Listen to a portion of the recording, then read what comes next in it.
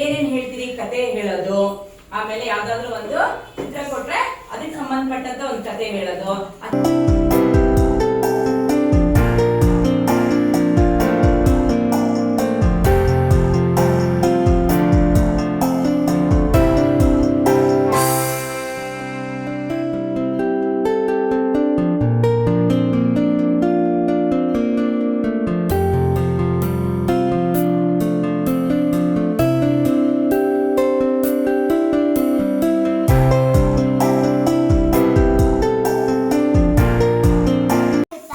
ತ್ರಿಭುಜ, ವೃತ್ತ, ಚೌಕ.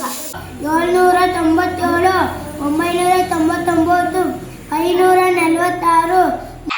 37 ಚಕಟ, 6 ಪಂಚಬೇಕು. ಅದಾದ್ಮೇಲೆ 36. 437 ಚಿಕ್ಕದು, 526ಕ್ಕಿಂತ 8. 14.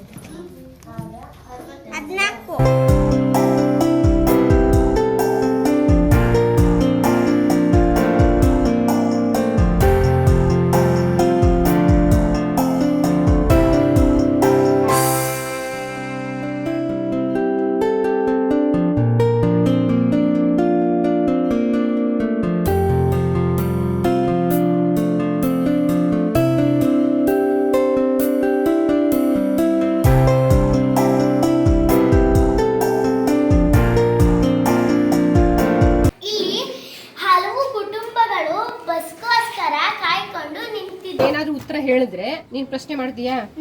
ನಾನು ನಿನ್ನೆ ಬೆಂಗಳೂರು ಹೋಗಿದ್ದೆ. ನಿನ್ನೆ ಎಲ್ಲಿ ಹೋಗಿದ್ರಿ?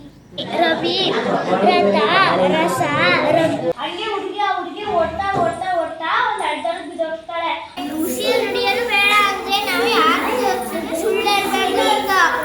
ಮುನಿಯ ಬೇಡ ಅನ್ಯರಿಗೆ ಅಸಹ್ಯ ಪಡಬೇಡ ಅಂದ್ರೆ ನಾವು ಯಾರನ್ನು ನೋಡಿ ಅಸಹ್ಯ ಪಡಬಾರದು.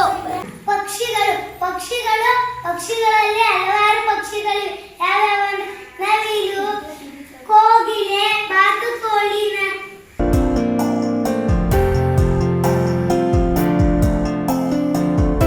ದೊಡ್ಡ ಪ್ರಮಾಣದ ನಕ್ಷೆ ಅಂದ್ರೆ ಚಿಕ್ಕ ಪ್ರದೇಶವನ್ನು ದೊಡ್ಡದಾಗಿ ತೋರಿಸಿರೋದು. ಸರ್, ಇಲ್ಲಿ 5 ಮೂಲಾಂಶಗಳಿರ್ತವೆ.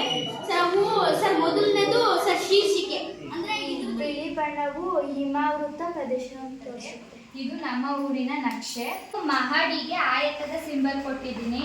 ಇದು ಏಷ್ಯಾ ಖಂಡದ ಪ್ರಪಂಚದ ಅತಿ ದೊಡ್ಡ ಖಂಡ. ವಾಲುವಿಕೆ ತೋರಿಸುತ್ತದೆ. ಗೋಳ. ನಮ್ಮ ಊರಿಗೆ ಗಾಣಾಳು ಎಂಬ ಹೆಸರು ಹೇಗೆ ಬಂತು ಎಂದರೆ ಹಿಂದಿನ ಕಾಲದಲ್ಲಿ ಗಾಣವನ್ನು ಹಾಕುತ್ತಿದ್ದರು. ತಲೆಮಾರಿನ ವಂಶವೃಕ್ಷ ಬರೆದಿದ್ದೇನೆ. 4ನೇ ತಲೆಮಾರಿನವರು ಪಟೇಲ್, ಕುಂಟೇಗೌಡ ಮತ್ತು ಇದು ಯಾವ ಕಾಲದಿಂದ ಇದೆ ಅಂತಾನು ನಾವು ತಿಳ್ಕೊಬಹುದು. ಈ ನಾಣ್ಯಗಳಿಂದ ಅವರು ಅದು ಯಾವ ಕಾಲಾವಧಿಯಲ್ಲಿ ಬಳಸ್ತಿದ್ರು ಅಂತ ಗೊತ್ತಾಗುತ್ತೆ. ಮತ್ತೆ ಅವರು ಯಾವ ಭಾಷೆ ಮಾತಾಡ್ತಿದ್ರು.